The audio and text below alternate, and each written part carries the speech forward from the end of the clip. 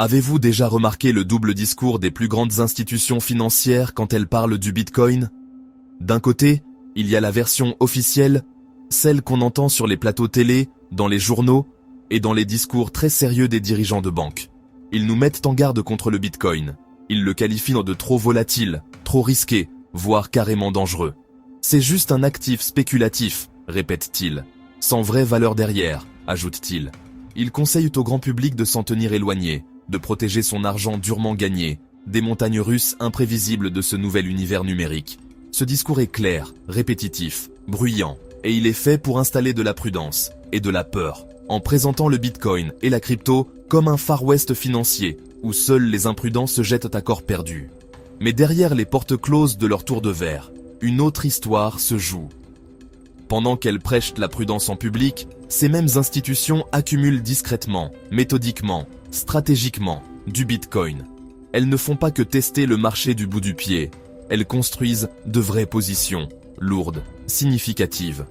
C'est un déplacement de capitaux silencieux, presque invisible pour le grand public. Rien de tout ça n'arrive par hasard.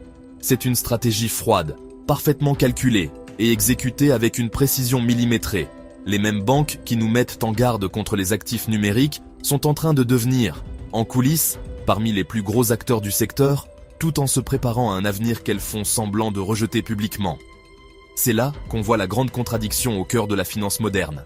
Cette distance entre leurs paroles publiques et leurs actions privées soulève une question centrale. Pourquoi agiraient-elles comme ça? Pourquoi créer autant de peur autour du Bitcoin, tout en l'achetant en silence? La réponse n'est pas simple, mais elle en dit long sur la manière dont le pouvoir et l'argent fonctionnent vraiment aujourd'hui. C'est une histoire d'incitation, de contrôle des marchés et de s'assurer qu'elles seront les premières à en profiter. Elles savent qu'aujourd'hui, l'information, c'est du pouvoir, et que contrôler la perception du public, c'est un moyen très puissant d'influencer le marché en leur faveur. Dans cet épisode, nous allons décortiquer, couche par couche, cette stratégie. On va d'abord regarder les raisons officielles qu'elles avancent, puis on ira voir les vraies motivations derrière cette accumulation silencieuse. On verra aussi comment elles achètent du Bitcoin sans faire de vagues, et quels signaux discrets trahissent leurs véritables intentions. L'objectif, ce n'est pas seulement de voir ce qu'elles font, mais de comprendre pourquoi elles le font. Au final, on réalise que la vraie question n'est pas « est-ce que le Bitcoin est bon ou mauvais ?», mais « qui sera déjà en place quand la course sera vraiment lancée ?» Depuis des siècles, les banques se présentent comme les gardiennes de la stabilité. Elles se positionnent comme celles qui protègent l'argent du public.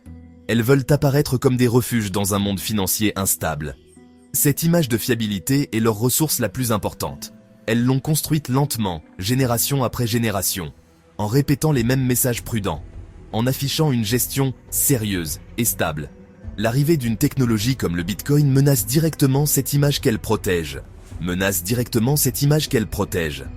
Le Bitcoin est tout l'inverse d'une banque, un système décentralisé, sans autorité centrale, et extrêmement volatile.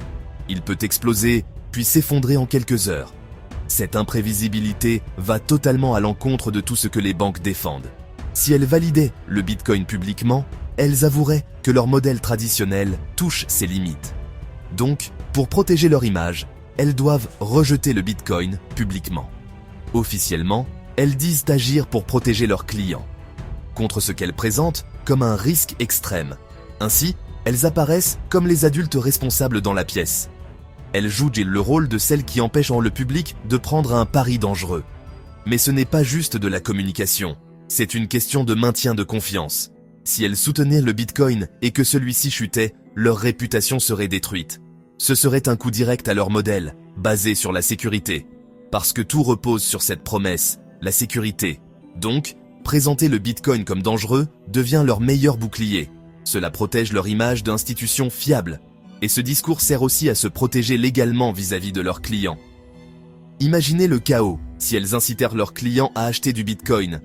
À chaque chute, elles seraient bombardées d'appels et de plaintes, avec même le risque de poursuite de clients mécontents. En disant officiellement que le Bitcoin est risqué, elles se protègent juridiquement et mentalement. Le message est clair. Si vous y allez, c'est votre choix. Nous vous aurons prévenu. Ainsi, elles se couvrent en cas de problème. Et cela renforce leur rôle de conseiller prudent. Même si, en interne, leurs traders profitent de cette volatilité. Ce discours est uniforme parce qu'il doit l'être. Il doit étouffer le bruit grandissant de la crypto. On voit ces dirigeants défiler sur les plateaux TV. Avec leur ton grave et leurs mots pesés, ils parlent de bulles, de valeurs inexistantes, et même de risques criminels. Rien de tout cela n'est un hasard. C'est une campagne coordonnée pour influencer l'opinion. Cela leur permet de garder le contrôle du récit et de leur image, surtout dans une période de bouleversement technologique. En présentant le Bitcoin comme un Far West, elles renforcent leur rôle de centre sûr, une forteresse de stabilité censée être digne de confiance. Une autre raison majeure derrière leur prudence, c'est l'incertitude réglementaire qui plane autour du Bitcoin. Partout dans le monde, gouvernements et régulateurs ne savent toujours pas comment encadrer le Bitcoin. Est-ce une monnaie, une marchandise, un actif financier ou quelque chose de totalement nouveau? Les règles sont floues, différentes selon les pays et changent tout le temps. Pour des institutions qui vivent de règles claires et de prévisibilité, cette zone grise est un vrai problème. Travailler dans un cadre flou, c'est prendre un risque juridique et opérationnel énorme. Elles pourraient investir des millions dans la crypto pour découvrir du jour au lendemain que c'est devenu illégal ou non rentable. Affirmer publiquement leur soutien au Bitcoin attirerait immédiatement l'attention et la pression des régulateurs. Cela montrerait qu'elles avancent vite dans un domaine encore peu encadré, ce qui inquiéterait les autorités. Les régulateurs imposeraient des règles plus dures, souvent défavorables, aux banques elles-mêmes. En affichant leur scepticisme, elles se présentent comme des acteurs responsables dans les discussions réglementaires, tout en maintenant publiquement une distance de sécurité. Et pendant ce temps-là, en coulisses, elles poussent pour obtenir des règles qui servent leurs propres intérêts. Elles influencent ainsi la future réglementation depuis l'intérieur, sans passer pour des acteurs imprudents à surveiller. Leur discours de peur a un autre effet. Il fait baisser le prix du Bitcoin. Quand les grands noms de la finance répètent que c'est dangereux, cela crée de la peur, de l'incertitude et du doute, le fameux FUD. Ce climat décourage les petits investisseurs, fait baisser le prix, ou au minimum empêche le marché de monter trop vite. Et un prix bas et stable, c'est exactement ce que veulent les institutions. Ça leur permet d'accumuler tranquillement, à bas prix, sans faire monter le marché contre elles. C'est une forme de manipulation, mais réalisée par des discours publics, pas par des trades. En disant au public de ne pas acheter, elles éliminent la concurrence. Chaque investisseur effrayé, c'est une personne de moins qui pousse le prix vers le haut. Résultat, elles accumulent discrètement dans un marché paralysé qu'elles ont contribué à refroidir. C'est une tactique vieille comme le monde. Créer la peur pour acheter bas, puis créer l'euphorie pour vendre haut. Leur communication sert avant tout à contrôler la psychologie du marché en leur faveur. Et cette peur fabriquée leur offre aussi du temps. Parce que les banques sont énormes et lentes. Elles ont besoin de temps pour étudier, mettre en place l'infrastructure, sécuriser la garde, obtenir les validations internes. Leur discours prudent ralentit le marché, ce qui leur laisse le temps de se préparer. Si le public s'était rué trop vite sur le Bitcoin, le prix serait devenu inaccessible, avant que les banques ne soient prêtes. Au final, cette contradiction n'est pas une erreur. C'est volontaire. C'est une stratégie pensée pour maximiser leurs avantages. En parlant de risques, elles protègent leur image, gèrent la réglementation et se créent l'environnement parfait pour accumuler. Elles jouent un jeu long et contrôler la perception du public est leur arme la plus efficace. Elles savent que dans la finance, la richesse passe de l'impatient au patient et de l'ignorant à l'informé. En maintenant le public dans la peur, elles s'assurent d'être du bon côté du transfert de richesse. Au centre de toutes les décisions bancaires, il y a toujours la même priorité, le profit. Les banques ne sont pas là pour faire preuve de générosité. Ce sont des entreprises faites pour gagner un maximum d'argent pour leurs actionnaires. Elles parlent publiquement de prudence et de stabilité, mais en interne, tout tourne autour des gains potentiels. Avec ses rendements historiques gigantesques, le Bitcoin est une opportunité impossible à ignorer. La possibilité de multiplier un investissement par 10 ou 100 attire forcément les institutions qui gèrent des milliards. Cette recherche de profit se joue sur deux fronts. D'abord, le gain direct, en détenant du Bitcoin. En accumulant à bas prix, grâce à la peur qu'elles contribuent à créer, elles préparent leur futur jackpot. À mesure que la demande pour la crypto augmente, les banques se préparent à devenir les intermédiaires principaux, offrant produits de trading, de garde, d'investissement. Elles misent clairement sur le fait que le Bitcoin deviendra un pilier du système financier de demain. La deuxième source de profit, les services qu'elles vendront autour du Bitcoin. Avec l'intérêt croissant pour la crypto, les banques veulent devenir les nouveaux intermédiaires. Trading, garde, produits d'investissement. Et évidemment, chaque service sera facturé, chaque transaction, chaque produit, chaque mouvement. La volatilité qu'elle critique publiquement est en réalité une mine d'or pour elle. En finance, la volatilité, c'est des opportunités de trading, tout simplement. Elles ont des équipes complètes de traders spécialisés, prêts à exploiter chaque mouvement. Ils utilisent des produits dérivés, des contrats à terme, des options, tout ce qui permet de parier sur le prix, à la hausse comme à la baisse. Peu importe si ça monte ou ça descend, plus c'est instable, plus ils gagnent. Pendant que leurs porte-parole avertissent le public, leurs traders, eux, récoltent. La prudence, c'est pour le public, pas pour eux. Et ce n'est que le début. Elles veulent créer des produits ultra rentables autour du Bitcoin. ETF Bitcoin, produits structurés, dérivés, tout un catalogue financier. Leur ambition n'est pas juste d'avoir du Bitcoin, mais de contrôler l'écosystème, pour gagner quoi qu'il arrive. Et au-dessus du profit, il y a leur obsession principale, garder le contrôle du système financier. Depuis toujours, les banques sont les intermédiaires obligatoires de l'économie.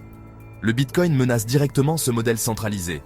Parce que dans un système décentralisé, chacun peut être sa propre banque, sans passer par elle. Cette désintermédiation remet en cause leur raison d'exister. Si elles ne reprennent pas le contrôle, elles risquent d'être mises de côté. Alors, leur stratégie est simple. Si elles ne peuvent pas le combattre, elles l'adoptent, puis tentent de le contrôler. En accumulant, elles deviennent des acteurs dominants du système Bitcoin. Détenir une grosse part de l'offre leur donne un poids énorme. Elles peuvent influencer le prix, le sentiment du marché, et ramener une forme de centralisation dans un système censé être décentralisé. Leur but, reprendre la révolution de l'intérieur et redevenir les gardiennes du système. Au final, leur obsession du contrôle n'a qu'un but, leur survie. L'histoire est pleine d'industries disparues pour avoir ignoré une innovation trop longtemps. Les banques le savent et elles refusent de subir le même sort. Accumuler discrètement n'est pas juste un investissement. C'est leur ticket d'entrée dans le futur système financier. Elles achètent leur future position de pouvoir pour s'assurer que, quoi qu'il arrive, l'argent reste sous leur contrôle. L'histoire entre les banques et le Bitcoin n'est pas juste une hypocrisie, c'est un exemple parfait de stratégie dans l'un des plus grands transferts de richesse de notre époque. On a vu la contradiction. En public, elles parlent de danger, pendant qu'en coulisses, elles accumulent tranquillement. Ce n'est ni un accident, ni une incohérence. C'est une stratégie pensée, préparée, assumée. Au final, leurs motivations tiennent en 3 mots. Profit, contrôle, survie. Pour ceux qui regardent au-delà du discours public, les signes sont évidents. Les ETF approuvés par les régulateurs portent maintenant les signatures de ceux qui disaient autrefois que le Bitcoin était inutile. Et leurs rapports internes traitent le Bitcoin comme un actif sérieux, crédible, stratégique. La vérité centrale, c'est que ce jeu a toujours été une question d'accumulation. Les banques ne sont pas des guides bienveillants. Ce sont des acteurs en compétition pour les mêmes opportunités. Elles jouent sur le long terme, avec des horizons de plusieurs années, et des montants qui se comptent en milliers de milliards. Avec un actif à offre limitée comme le Bitcoin, l'avantage revient toujours à ceux qui accumulent tôt. Le discours de peur n'était qu'un écran de fumée. Le vrai danger n'a jamais été la volatilité. Le vrai danger, c'est d'arriver trop tard, une fois que les plus gros ont déjà pris leur place. La conclusion n'est pas de se précipiter sans réfléchir, par peur de manquer quelque chose. C'est un appel à la lucidité, à la compréhension, dans un marché rempli de bruit et de confusion. Le vrai risque, ce n'est pas d'entrer dans la crypto, c'est d'y entrer sans comprendre les règles ni les acteurs. Cultiver une perspective à long terme. S'immuniser contre la volatilité à court terme, utilisée pour secouer les mains faibles. Notre défi, c'est d'agir avec stratégie, pas avec impulsivité. Et cela commence par un engagement simple. S'éduquer, comprendre le Bitcoin, comprendre sa valeur, comprendre comment le sécuriser, adopter une vision long terme. Se protéger de la volatilité de court terme, celle qui fait paniquer les mains faibles, passer de spectateur passif à acteur informé, qui décide selon sa propre recherche et son propre jugement. Investir de façon responsable. Ne jamais engager plus que ce qu'on peut se permettre de perdre. Construire sa position lentement, méthodiquement, patiemment. Une stratégie simple. Acheter régulièrement, par petites sommes, sans chercher à deviner le bon moment. À la fin, le choix nous appartient. Soit on reste dehors, perdu dans les discours contradictoires, au risque d'arriver trop tard. Soit on choisit la voie de la lucidité. S'éduquer, agir avec prudence, et se positionner du côté de ceux qui comprennent ce qui se joue. Le jeu a déjà commencé, les plus grands ont déjà mis leurs jetons sur la table. La vraie question est là, sera-t-on un pion dans leur plan, ou un joueur capable de comprendre les règles? Restons lucides, et du côté de ceux qui voient de la crypto sans illusion. Abonne-toi,